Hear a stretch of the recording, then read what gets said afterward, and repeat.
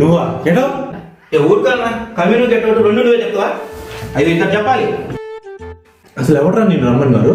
నేనేం డొనేషన్ రాలేదే, ఇంటర్వ్యూ కోసం వచ్చా. నేను ఇంటర్వ్యూకి పిలిచింది నువ్వే.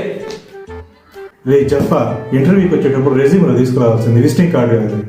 ఎవడో జాబ్ ఇస్తారని చెప్పి మొన్న నేను జాబ్ ఇస్తా అంటే వెళ్ళిపోయినావుగా, ఇప్పుడు ఎందుకు వచ్చావు మళ్ళా తిరిగి?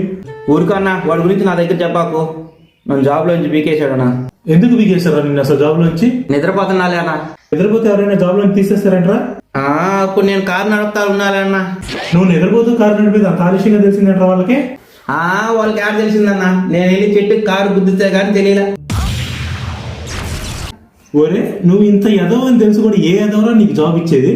అందుకే కదన్నా నీ దగ్గరికి వచ్చింది.